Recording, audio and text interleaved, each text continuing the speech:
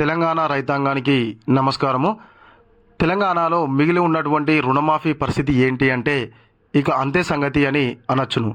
ఎందుకు అనంటే ఇన్ని రోజుల నుంచి వెళ్ళి ఖచ్చితంగా మనం ప్రభుత్వాన్ని అడిగితే ప్రశ్నిస్తూ ఉంటే ఏదో ఒక రోజైనా మనకు తప్పకుండా మిగిలి ఉన్నటువంటి ఇంకా 30 నుంచి 40% ఏదైతే మిగిలి ఉన్నటువంటి రుణమాఫీ ఉందో ఆ రుణమాఫీ చేస్తుందన్న ఆశ ఉండేది. కాకపోతే మొన్న ముఖ్యమంత్రి గారు మాట్లాడినటువంటి మాటను బట్టి చూస్తేనైతే ఇక రుణమాఫీ గురించి అయితే రాష్ట్ర ప్రభుత్వం ఆలోచించేటువంటి పనిలో లేనట్టుగా మనకైతే అర్థమైపోతుంది. అయితే కాంగ్రెస్ అధికారంలోకి రాకముందు ఏదైతే 2 లక్షల వరకు రుణమాఫీ చేస్తామని చెప్పడం జరిగింది కదా. అయితే కొంతమంది చేశారు, 70% దాకా మనకైతే రుణమాఫీ జరిగిపోయింది. ఇంకా కొంత అనివార్య కారణాల వల్ల కొన్ని పరిస్థితుల వల్ల కానటువంటి వాళ్ళు ఒక 30% దాకా ఉన్నారు. అదేవిధంగా ఇంకా మెయిన్ ఏంటంటే కనీసం వీళ్ళు 30% అని ఉన్నారు. 2 లక్షల పైన ఉన్నటువంటి అమౌంట్ను కట్టండి, మిగిలిన మొత్తాన్ని మేము మాఫీ చేస్తామని చెప్పడంతో చాలామంది అన్నదాతలు పాపము 2 చొప్పున 3 చొప్పున లేకుండా డైలీ తీసుకొచ్చి కట్టి ఆ మిగతా అమౌంట్ 2 లక్షల వరకు అమౌంట్ మాఫీ అయితే అని చెప్పేసి ఎదురు చూస్తున్నారు. పైన అమౌంట్ అంతా కట్టమని చెప్పినటువంటి ప్రభుత్వం తర్వాతకి ఈ యొక్క పైన అమౌంట్ కట్టినటువంటి వాళ్ళ రుణమాఫీ గురించి అయితే ఎటువంటి ప్రస్తావన లేకుండానే రుణమాఫీ ప్రక్రియ ముగిసిపోయింది అని చెప్పారు.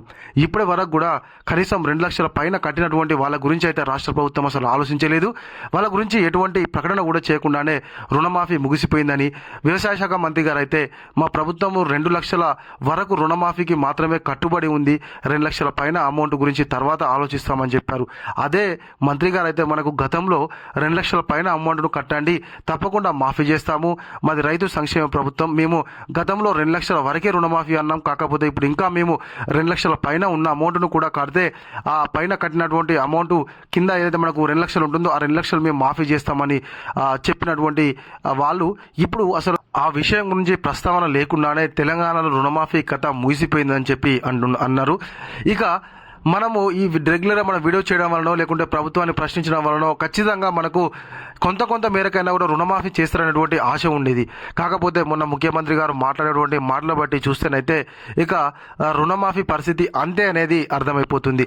ఎందుకనంటే కొత్తగా పథకాలు ఏవి ప్రారంభించలేము, ఉన్న పథకాలను మాత్రమే కొనసాగిస్తాము. అదేవిధంగా ఇప్పుడు ఉన్నటువంటి వాటికే దరిదాపుగా 22,400 కోట్ల రూపాయలు అవుతుంది. మనకు వచ్చేది కేవలము 18,000 కోట్ల రూపాయలే. ఇక్కడికే ఇంకా 4,500 కోట్ల రూపాయలు అప్పుగా తీసుకురావాల్సి వస్తుంది.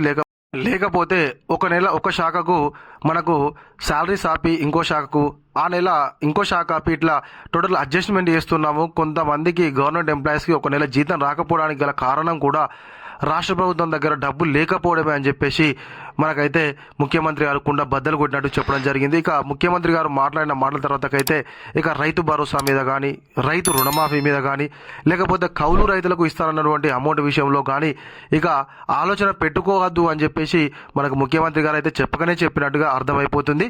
ప్రస్తుతం అయితే ఉన్నటువంటి పథకాలను కంటిన్యూగా కొనసాగిస్తాం, కొత్త పథకాలను ప్రారంభించాము అని చెప్పేసి మనకైతే చెప్పడం జరిగింది. కాబట్టి ఇక రైతు రుణమాఫీ అనేటువంటిది ముగిసిపోయినట్టే తెలంగాణలో అని చెప్పేసి ముఖ్యమంత్రి గారు మాట్లాడినటువంటి మాటల తర్వాత అర్థమైపోయింది.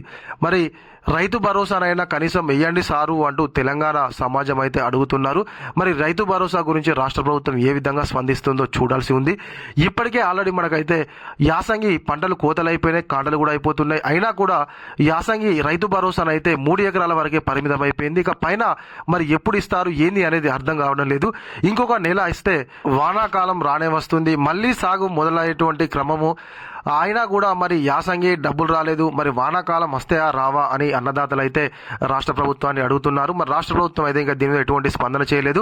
అదేవిధంగా మరి యాసంగిలో కూడా సన్న రకం వడ్లను పండించండి, బోనస్ ఇస్తామని చెప్పినటువంటి ప్రభుత్వం మరి ఇప్పుడు ప్రభుత్వం దగ్గర డబ్బులు లేవు అని చెప్పేసి అన్నారు కదా.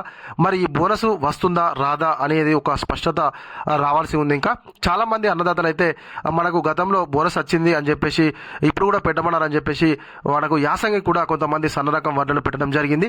మరి వాటికైతే రైతులకు బోనస్ వస్తుందా రాదా అని స్పష్టంగా చెప్పాల్సినటువంటి బాధ్యత మన వ్యవసాయ శాఖ మంత్రి గారి మీద అయితే ఉంది. మరి రుణమాఫీ పరిస్థితి అయితే ఇది తెలంగాణలో. ఇది ఇగలటి మన వీడియో. ఈ వీడియో కనుక మీకు నచ్చినట్లయితే ఖచ్చితంగా ఒక లైక్ చేయండి, కామెంట్ చేయండి. ఇంకా ఎవరైనా కొత్తగా మన ఛానల్ చూస్తున్నట్లయితే సబ్స్క్రైబ్ చేసుకోకపోతే వెంటనే సబ్స్క్రైబ్ చేసుకొని పక్కనటువంటి గంట సింబల్ నొక్కండి. Thank you.